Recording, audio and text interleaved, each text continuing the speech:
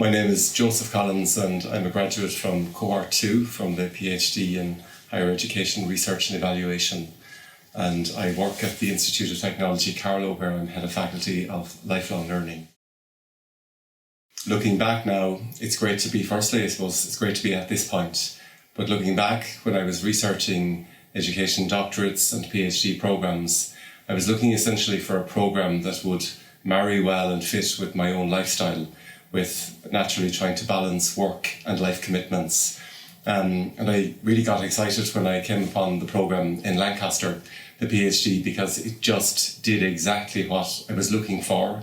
It particularly appealed to me to see a program that set out a very clear structure for 4 years, part 1 and part 2. So part 1 being the first 2 years of thought modules, which I was able to engage in the blended but online particularly environment. So for me, I was delighted not to have to attend residential weekends because, as I say, in terms of being particularly busy with work and life. So it worked fantastically well to be able to connect in and out on a weekly basis, but very often, throughout every day at some point, being able to connect in and out of the program as I saw fit. But the support through the program was just superb.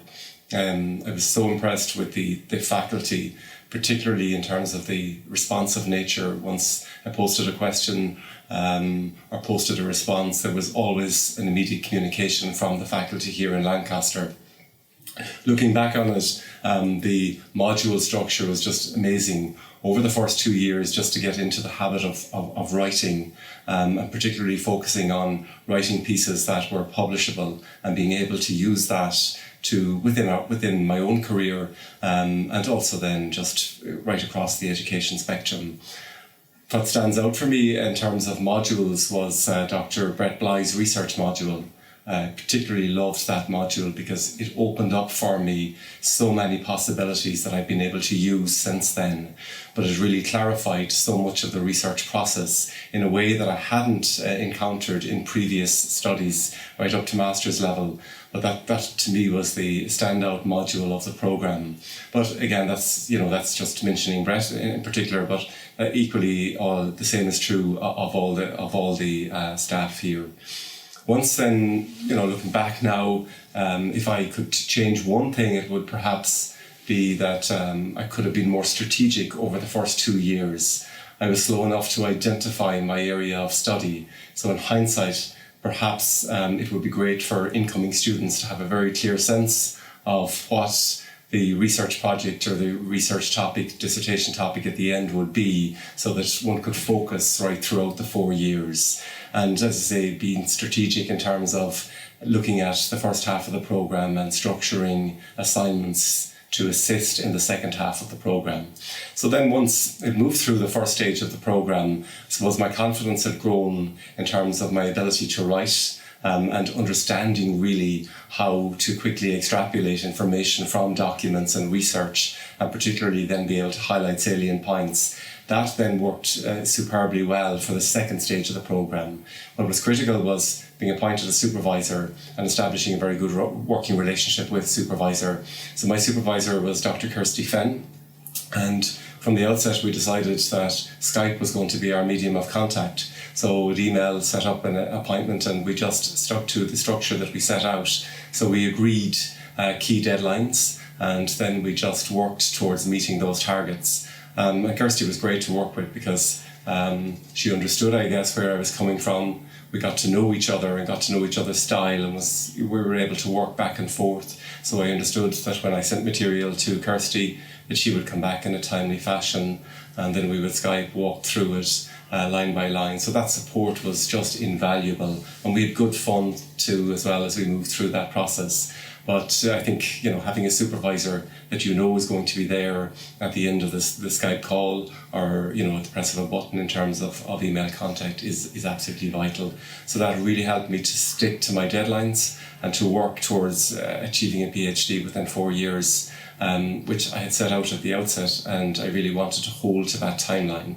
So the structure here at Lancaster enabled me to do that. So I'd be forever grateful to Lancaster because, as I said at the outset, it's great to be at this point. But looking back When I started, I was anxious, I was nervous, I wasn't really too sure whether this was the right program for me, would I be able for it, and questioning myself, whereas working through it stage by stage, block by block, your confidence grows, and you begin to, I suppose, the light bulbs come on at various different points, particularly through those first 2 years, and that enables you then to have a bit of momentum behind you that'll springboard you through to the latter stages of the program.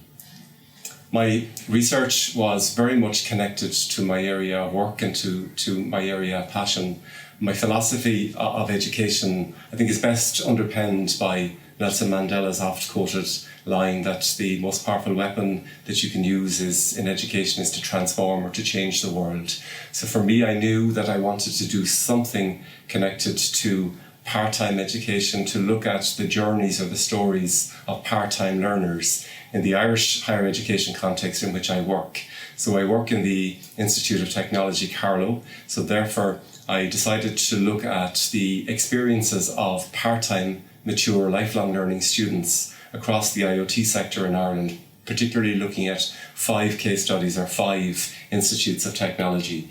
And really, I wanted to better understand the experiences of part-time learners, particularly to look at, what helps them progress through the system and what blocks them or what hindrances do they encounter.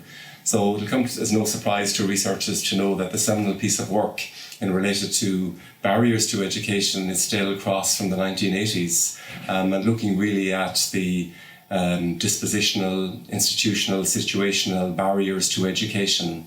I could see that which was written in the 1980s still largely applies today in terms of the barriers to education.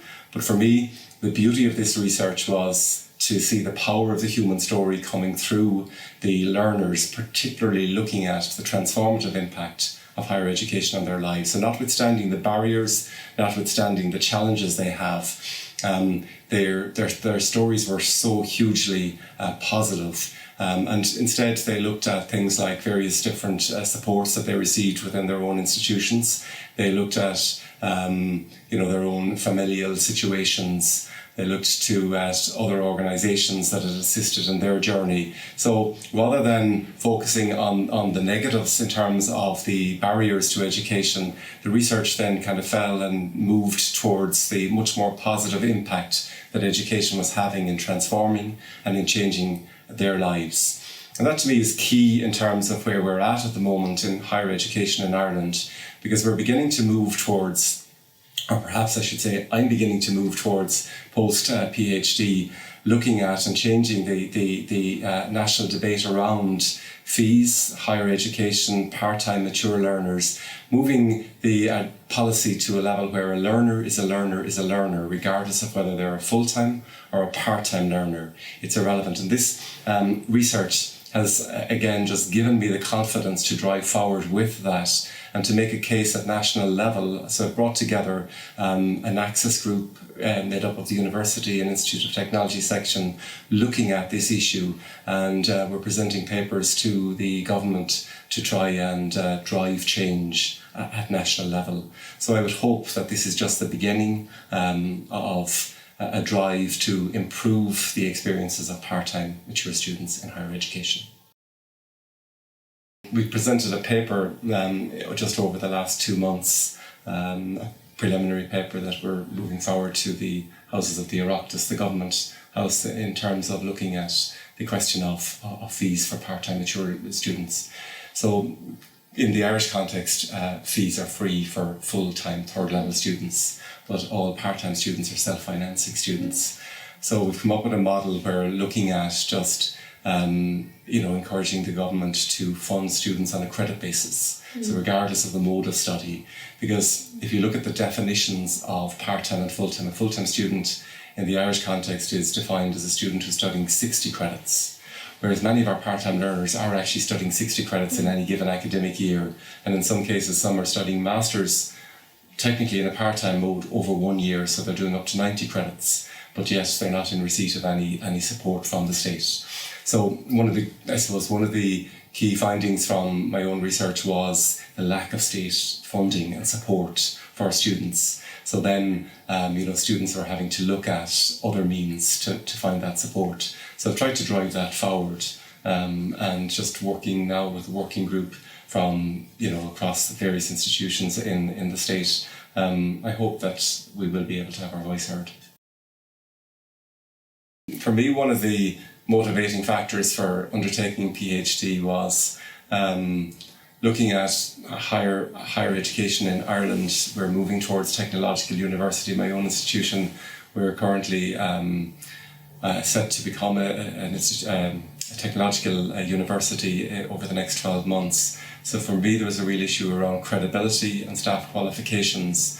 So I was encouraging staff within my own faculty to continue to complete their own PhDs. So I felt that I needed to walk the walk myself. So I think it was critically important in terms of my own career to have credibility, to be at PhD level, to be research active, and then obviously to encourage others to do the same. So in terms of, from now, I suppose it's given that confidence in terms of completing a PhD and the belief of having something to offer for the future.